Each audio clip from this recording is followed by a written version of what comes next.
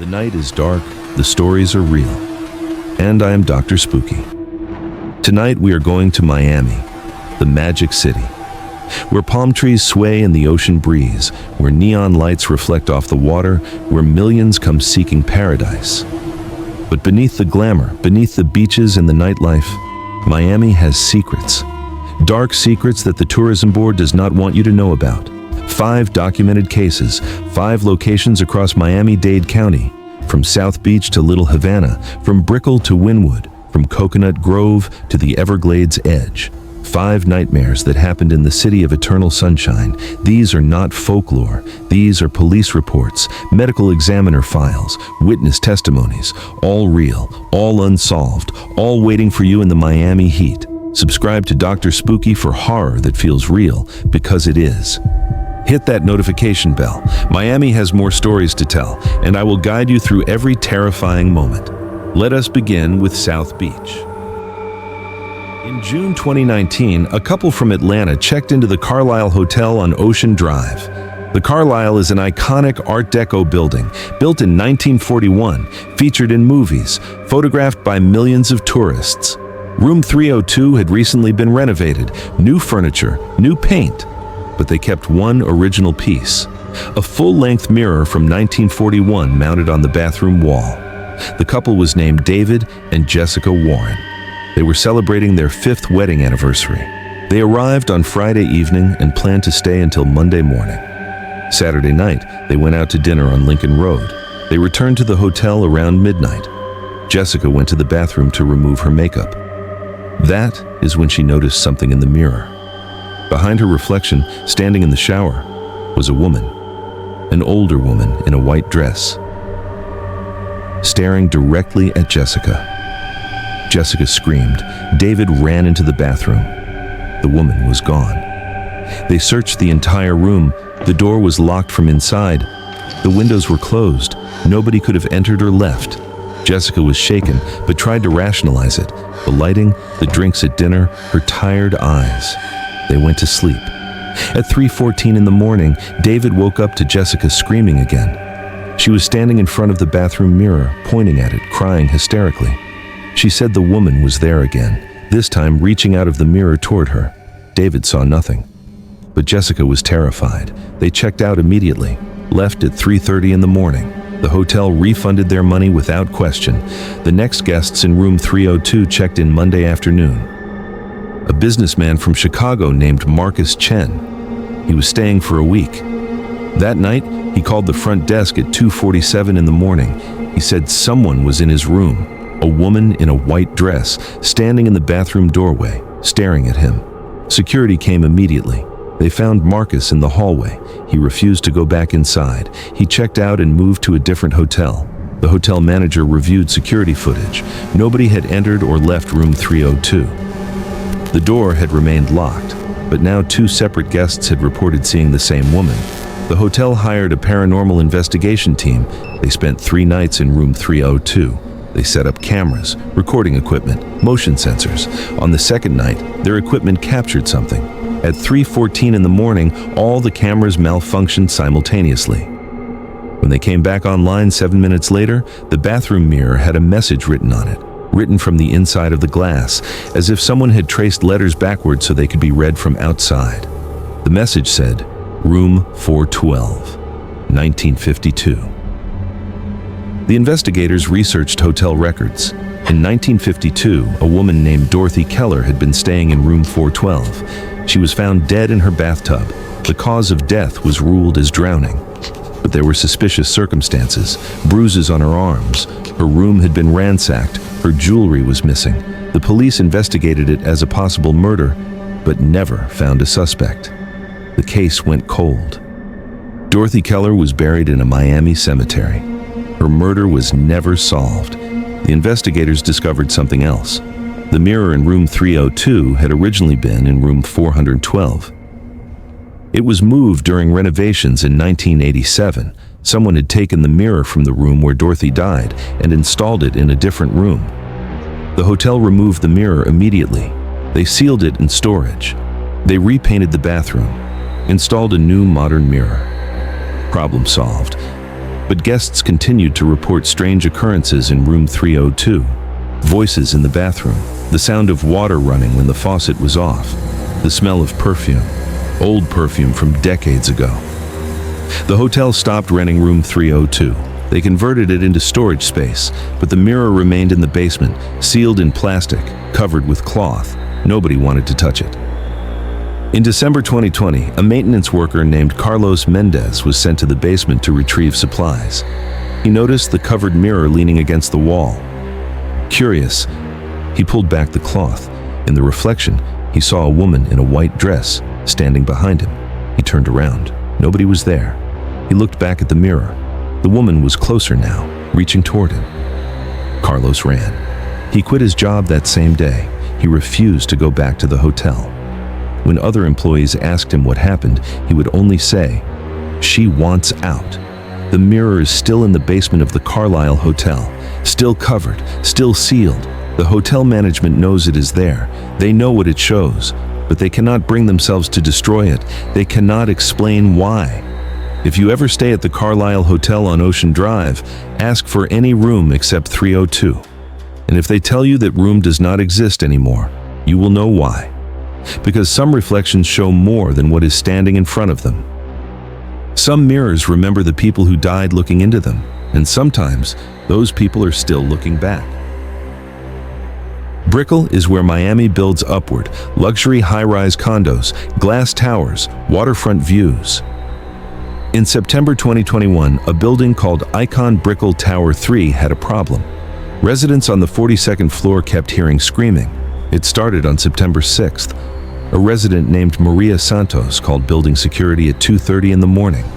She reported hearing a woman screaming in the hallway, screaming for help. Security responded within 3 minutes. The hallway was empty, silent. 3 nights later, another resident heard it. This time, a man named Robert Kim on the same floor. He called security at 3:10 in the morning. Same report, a woman screaming. Security found nothing. Over the next 2 weeks, 8 different residents on the 42nd floor reported the same thing, always between 2 and 4 in the morning. Always a woman screaming, always in the hallway. Security responded every time, never found anyone. The building manager reviewed security footage. The cameras in the 42nd floor hallway showed nothing unusual. No people, no movement, just an empty corridor. But residents insisted. The screaming was real. It was terrified. It sounded like someone being attacked. The building hired an acoustic engineer. Maybe sound was traveling from a different floor. Maybe the air conditioning ducts were carrying noise from elsewhere. The engineer spent 3 nights testing. He found nothing. The sound was not coming from another floor. On September 24th, a resident named Jennifer Park was walking to her unit at 2:45 in the morning. She heard the screaming, but this time, she saw where it was coming from. Unit 4214. The door was closed, but the screaming was coming from inside that unit. Jennifer knocked on the door. The screaming stopped immediately. She knocked again. No answer. Jennifer called security. They came up with a master key. They knocked, announced themselves. No response. They opened the door. The unit was empty. It had been empty for 6 months. The owner lived in New York and only used it occasionally. The furniture was covered with sheets. The air conditioning was off. Everything was dusty and undisturbed. But in the bedroom, on the wall above the bed, someone had written a message, written in what looked like dried blood. The message said, "Help me." September 9th, 2016. Security called the Miami Police Department. Detectives arrived within an hour. They tested the substance on the wall. It was blood, human blood, type O positive. They searched the unit thoroughly. They found more blood. Small amounts, hidden in corners, under furniture, in the bathroom drain. Someone had tried to clean it but had missed traces. The police obtained the ownership records. The unit had been purchased in 2015 by a man named Victor Martinez. He had owned it until 2018 when he sold it to the current owner. The current owner had never stayed in the unit. He bought it as an investment. The police tracked down Victor Martinez. He was living in Fort Lauderdale. When detectives questioned him, he denied everything. He said he had never harmed anyone. He said he did not know anything about blood in the unit. But when police searched his current apartment, they found photographs. Dozens of photographs of women, young women, Some of the photos were taken in Unit 4214. The women were tied up, gagged, terrified. Victor Martinez was arrested. During interrogation, he confessed.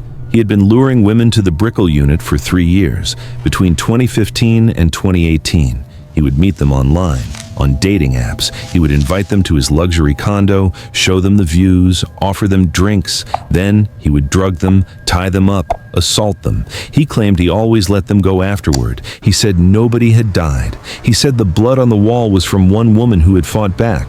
She had hit her head. He had cleaned up and released her. He said she never reported it, but police did not believe him. They matched the photographs to missing persons cases. 5 women who had disappeared from Miami between 2015 and 2018. All had last been seen in Brickell. All had been active on dating apps. All were never found. Victor Martinez was charged with 5 counts of murder. The trial is scheduled for 2024. He maintains his innocence, claims the women are alive somewhere, claims they left Miami and started new lives. But the screaming on the 42nd floor continued even after his arrest. Residents still hear it, always between 2 and 4 in the morning, always the same terrified voice. The building offered to relocate residents from the 42nd floor. Some accepted, others stayed. They say you get used to it after a while. You learn to ignore the screaming. You tell yourself it is just pipes, just wind, just your imagination. But Unit 4214 remains empty. The building cannot rent it or sell it. Nobody wants to live in a unit where 5 women might have died, where blood still stains the walls beneath fresh paint, where something still screams in the middle of the night. If you ever visit Brickell and you look up at those glass towers, remember this. Behind those windows, in those luxury units, terrible things have happened. And sometimes, the victims never stop trying to tell their story, even when nobody is left to listen. Wynwood is Miami's art district, warehouses covered in murals, street art everywhere, galleries, studios. Tourists come to take photos against the colorful walls. But in March 2020, an artist painted something that should not exist. The artist was named Marcus Cole. He was 28 years old, a local Miami artist known for realistic portraits. He had painted several murals in Wynwood, all commissioned, all paid work. In early March, Marcus told friends he was working on a new piece, a large mural on the side of a warehouse on Northwest 26th Street. He said the piece was personal, not commissioned. He was painting it for himself. He worked on it for 2 weeks, mostly at night. He would arrive around 11 p.m. and paint until sunrise. His friends asked what he was creating. He said it was a portrait. He said it would be his masterpiece. On March 18th, Marcus finished the mural. He posted a photo on Instagram. The image showed a woman, life-sized, incredibly realistic. She had long, dark hair. She was wearing a yellow dress, and her expression was haunting. Fear and sadness mixed together, as if she was trapped inside the wall and trying to escape. The mural attracted immediate attention. Thousands of people came to see it, to photograph it. Art critics called it brilliant, disturbing, unforgettable. People said the woman's eyes seemed to follow you as you walked past, but some people noticed something else. The woman looked familiar. A few people commented on social media that she looked like someone they knew, someone who had gone missing. On March 22nd, a woman named Rosa Martinez saw the mural. She immediately called the Miami Police Department. She said the woman in the mural was her daughter. Her daughter, Elena Martinez, had disappeared in February 2019. She had last been seen leaving a nightclub in Wynwood. Her car was found 3 days later. She was never found. Police showed Rosa photographs of the mural. She insisted it was Elena, the hair, the dress. Even the expression was exactly how Elena looked when she was afraid. Detectives contacted Marcus Cole. They asked him who the woman in the mural was, where he had gotten the reference image. Marcus said he had painted her from memory. He said she had come to him in dreams. He said he felt compelled to paint her. He said he did not know who she was. Police did not believe him. They obtained a warrant to search his studio. What they found was disturbing. Marcus had dozens of sketches of Elena, drawings from every angle, studies of her face, her hands, her expressions, and in a locked drawer, they found photographs, real photographs of Elena, Some were from her social media, but others were surveillance photos, taken without her knowledge, photos of her walking to her car, entering her apartment, sitting at cafes. Marcus had been watching her, stalking her, documenting her, before she disappeared. Marcus was arrested immediately. He was charged with kidnapping and murder. During interrogation, he confessed to following Elena for months. He said he was obsessed with her. He said he wanted to paint her. He said she was perfect. But he denied killing her. He said he never touched her. He said he only watched. He said the mural was his way of honoring her, of keeping her alive through art. Police asked where Elena's body was. Marcus said he did not know. He said she had simply vanished. He said he had followed her to the nightclub that February night in 2019. He saw her leave. He saw her walk to the parking lot. Then she was gone. He never saw her again. But police found evidence in Marcus' studio, bloodstains on his tools, on his brushes. DNA testing matched the blood to Elena Martinez. Marcus changed his story. He said there had been an accident. He said Elena had discovered he was following her. She confronted him. They argued. She attacked him. He pushed her. She fell, hit her head. He panicked. He disposed of her body. Police asked again where the body was. Marcus refused to answer. He said some things should remain buried. He said the mural was his confession. His masterpiece was built on her death. The trial began in November 2020. Marcus pleaded guilty to second-degree murder. He was sentenced to 30 years in prison. But he never revealed where Elena's body was hidden. The mural remained on the wall in Wynwood. The building owner wanted to paint over it, but Elena's family asked him not to. They said it was the only image of their daughter they had left, the only place she existed anymore. But strange things began happening around the mural. People reported hearing crying near the wall, late at night, the sound of a woman crying. Others claimed to see movement in the mural, the woman's eyes blinking, her mouth opening as if trying to speak. A security camera across the street captured something in December 2020. At 3:21 in the morning, the mural appeared to change. The woman's expression shifted from sadness to anger. Her hand, which had been painted at her side, appeared to reach forward, as if trying to climb out of the wall. The building owner reviewed the footage. He immediately hired painters to cover the mural. They arrived the next day with white paint. But when they tried to paint over it, the paint would not stick. It would drip down the wall, no matter how many coats they applied. The mural remained visible underneath. They tried sanding the wall. The mural could not be removed. They tried sealing it with primer. The woman's face showed through every layer. Eventually, they gave up. The mural remains. Elena Martinez remains, trapped on that wall, watching everyone who walks past, waiting for someone to find her body, waiting for someone to set her free. If you visit Wynwood, you might see that mural. You might take a photo in front of it. But look closely at the woman's eyes. Look at her expression. And ask yourself if art can hold a soul. If a painting can trap someone who never wanted to be immortalized. If a mural can cry out for justice from a wall in Miami's art district. Little Havana is the heart of Miami's Cuban community. Calle Ocho, Domino Parks, cigar shops and botanicas, small shops selling religious items, candles, herbs, statues of saints, used for Santeria practices. In November 2018, a botanica called La Rosa Mystica had been operating on Calle Ocho for 40 years. The owner was a woman named Carmen Rodriguez. She was 73 years old, known in the community as a santera, a priestess. People came to her for guidance, for healing, for spiritual help. On November 14th, Carmen did not open her shop. This was unusual. She opened every day, 7 days a week. Her neighbors became concerned. They called her phone. No answer. They knocked on the shop door. No response. By evening, they called the Miami Police Department. Officers arrived and forced entry into the shop. They found Carmen in the back room. She was sitting in a chair. Her hands were on a table. Her eyes were open. But she was dead. The medical examiner determined she had died from a heart attack. Natural causes. She was 73 years old. It was not suspicious. But what was found in the shop made detectives reconsider.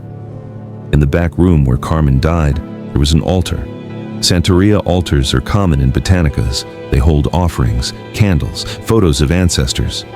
But this altar was different. On the altar were 7 photographs, 7 women, all young. All appeared to be in their 20s. The photographs were old, dated from the 1980s and 90s. Beneath each photograph was a name written in Spanish, and beneath each name was a date. Detectives recognized the setup. It looked like a memorial for the dead. They ran the names through missing persons databases.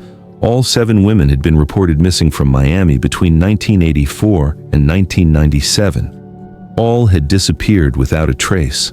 The cases had gone cold decades ago. Why did Carmen have their photographs on her altar? Detectives searched the shop more thoroughly. In a locked cabinet, they found journals, handwritten journals in Spanish. Carmen had been keeping detailed records for 50 years. The journals described spiritual consultations, people who came to her seeking help. But some entries were different. Some described women who came asking for protection, women who were afraid, women who were running from someone. The 7 women whose photos were on the altar had all consulted with Carmen in the weeks before they disappeared. They had come seeking spiritual protection. Carmen had performed ceremonies for them, Santeria rituals meant to shield them from harm. But the rituals had failed. The women had disappeared anyway. Carmen's journals revealed something else. She believed someone had been targeting women who visited her shop. Someone had been watching, waiting, taking them after they left. Carmen had reported her suspicions to police in 1997, after the 7th woman disappeared. But police found no evidence, no connection between the disappearances, except that they had all visited the same Botanica. Police dismissed it as coincidence. Carmen had spent the next 20 years trying to protect her clients, warning women to be careful, to travel in groups, to avoid walking alone at night. She kept the photographs on her altar, praying for the women, asking the saints to reveal what happened to them. Detectives reopened the cold cases. They reviewed the original investigation files. They found something that had been missed in the 90s. A witness had reported seeing a man near La Rosa Mystica on multiple occasions. He would sit in his car across the street, watching the shop. The witness described him as white, 40 to 50 years old, driving a blue sedan. Police had interviewed the man briefly in 1996. His name was Thomas Reed. He claimed he was just waiting for someone. He had an alibi for one of the disappearances. Police cleared him and moved on. But now, with Carmen's journals providing new context, detectives tracked down Thomas Reed. He was living in Homestead, south of Miami. He was 71 years old. When detectives knocked on his door, Thomas invited them inside. He was calm, cooperative. He said he remembered the old investigation. He said he had nothing to hide. Detectives asked if they could search his home. Thomas agreed. What they found in his garage was a collection, dozens of boxes. Each box contained items belonging to different women, jewelry, clothing, identification cards, 12 boxes, 12 women. 7 of them matched the women whose photos were on Carmen's altar. Thomas Reed confessed immediately. He said he had been watching Carmen's shop since 1982. He said women who went to Botanica's were desperate, vulnerable, easy targets. He would follow them when they left, learn where they lived, wait for the right moment. Then he would take them. He said he kept some women for days before killing them. He said he buried their bodies in the Everglades, scattered across miles of swamp, where they would never be found. Thomas Reed was charged with 12 counts of murder. He pleaded guilty. He was sentenced to 12 consecutive life sentences. But before he was sent to prison, he revealed something that disturbed everyone involved in the case. He said Carmen Rodriguez had known. He said she had seen him watching. She had confronted him once in 1995. She had told him she knew what he was doing. She said the saints had revealed it to her. Thomas had threatened her. He said if she told police, he would kill her. He said he would burn her shop down. He said he would make sure nobody believed her. Carmen had been afraid. She had reported her suspicions, but had not named Thomas specifically. She had tried to protect her clients in other ways, through her rituals, through her warnings, through her prayers. She had lived with that knowledge for 23 years, knowing a killer was watching her shop, knowing she could not stop him, knowing women were dying because they had come to her for help. When Carmen died in that back room in November 2018, her hand was holding a rosary. On the table in front of her was a note, written in Spanish. It said, "Forgive me, I could not save them." La Rosa Mystica remains closed. Carmen's family could not bring themselves to reopen it. The altar with the 7 photographs was dismantled. The photos were returned to the families. But if you walk down Calle Ocho in Little Havana and you pass the empty storefront where La Rosa Mystica used to be, you might feel something, a presence, a sadness, the weight of prayers that were never answered, and the memory of a woman who tried to protect people from evil but was forced to carry that burden in silence. 5 Miami nightmares. From South Beach to the Everglades, from Brickell to Wynwood to Little Havana, 5 cases where paradise became hell, where sunshine hid darkness, where the magic city showed its sinister side. This is the reality of Miami. Behind the beaches, behind the nightclubs, behind the Art Deco hotels, there are mirrors that trap souls, high-rises that echo with screams, murals painted with blood, botanicas haunted by failure, and swamps that hide the dead. I am Dr. Spooky, and these cases remind us that horror does not need wilderness. It thrives in cities, especially cities that sell dreams, because dreams attract the desperate, and the desperate attract predators. Subscribe for more city nightmares. Hit that notification bell. Next time we go to New York, share your thoughts below. Which Miami story disturbed you most? The night is dark, the stories are real, and I will see you when the next case opens. Until then, stay safe out there, stay aware, and maybe avoid mirrors and old hotels. This is Dr. Spooky signing off. Sleep well if you can.